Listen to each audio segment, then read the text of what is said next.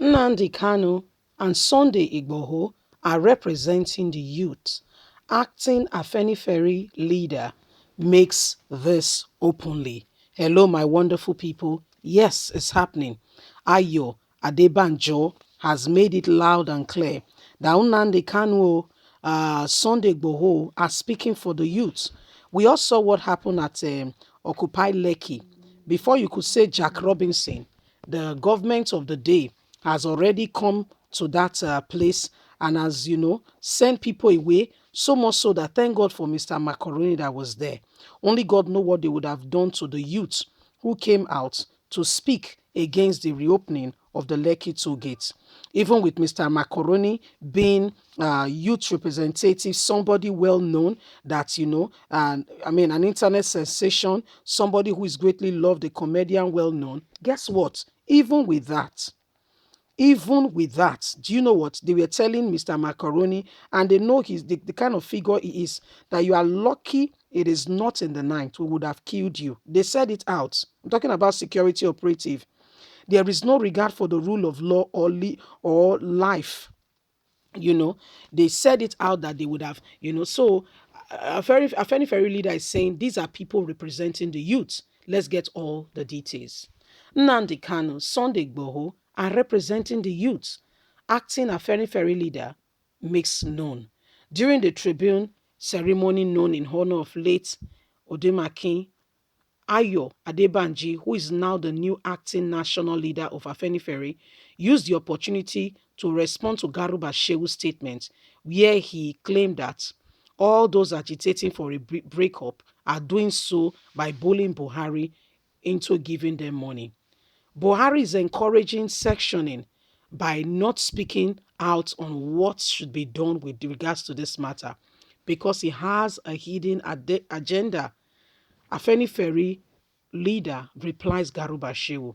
The acting Afenifere leader said that President Muhammadu Buhari has a hidden agenda because he finds it hard to believe why he has severally rejected the call for restructuring the country, despite the fact that many Nigerians welcome the idea.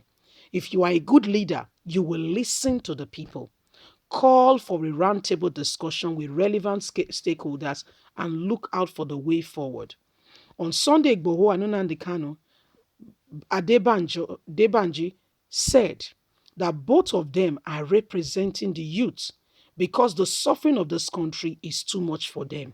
This is not the life. This is not what Nigeria used to be. These are voices representing the youth, and they should be heard. They are standing up for the voiceless. They are standing up for the defenseless. These are people who are well-meaning. They are always quick to mention Sunday Igboho, Nnamdi Kanu. These people are just representing the youth because of the suffering that is in this country currently today. He further added that if the government fails to restructure the country, they should get ready because more Sunday Igboho and Nnamdi Kanu are rising up from every quarter. While speaking on whether he opened the idea for Yoruba Nation, Debanji said that he does not support sectioning and he does not oppose to it either. That what must be done must be done. This is now bringing us to the question.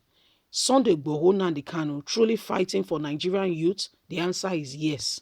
Because they are the ones who the youth see as a representative. They see them as those who actually and truly cares about them. Look at what is happening today. Do you see any of them rising up for the youth?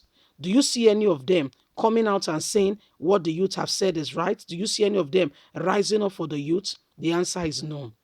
If you see what is going on, you will understand why these people are calling out and saying enough is enough. We are tired. We want out. Enough is enough. You will see the reason. It's not far-fetched. Oh, it's not far-fetched at all. You will see for yourself that there is need for this country to rise up to the current face of what is facing her. What's his name? Garuba Shehu keep going around in circles and trying to make himself feel good that Buhari is doing well. People are happy. People are not happy. They are deceiving you. You don't know. You are being deceived. Very deceived. You should be disturbed and you should be worried right now because there is life after 4 or 8 years. That is if the 8 years complete. There is life after that. So don't think that you you can just sit down and begin to dictate the fate of the people. It doesn't work that way. No, it doesn't. It doesn't work that way. There is God, and God will defend the defenseless. You cannot stand where you just stand there and you just make decree, and you're not presidency, you are not the one calling the shots in the nation. Who does that? Who elected you, by the way? Who knows you? Who called you into leadership? So you can see that these people do not care for Nigerians. What they really care about is themselves. What they really care about is the continuous stealing. Look at what the governor of Edo State revealed. How they go about, print money and begin to share, store away in a centipede and the rest. You know, this is very, very alarming. A country called Nigeria, where there is no truth, no justice, is a shame. It's a shame. Big shame. Big one. A very big one. And Nigerians are watching. Like, seriously? What is going on here? How come these people, they just go about and just do their own thing? People are watching. The whole world is looking at Nigeria. Make a fool of herself. Somebody who has been identified with evil group.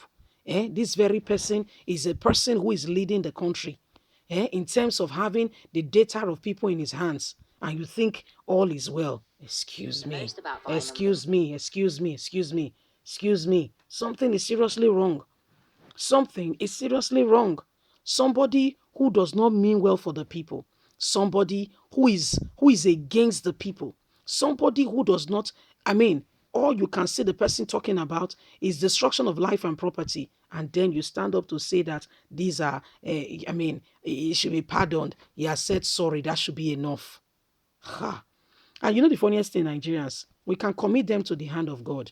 If when we try to deal with them, we couldn't. They are telling us that they cannot remove him, he cannot be sacked, he must be there forever and ever. But if God says go, if God says it's time, can anybody change the time? Nobody. When the time is set, when God said it's time, oh yeah, this is the destination. Can anybody say otherwise? The answer is no. So let's commit them to the hand of God.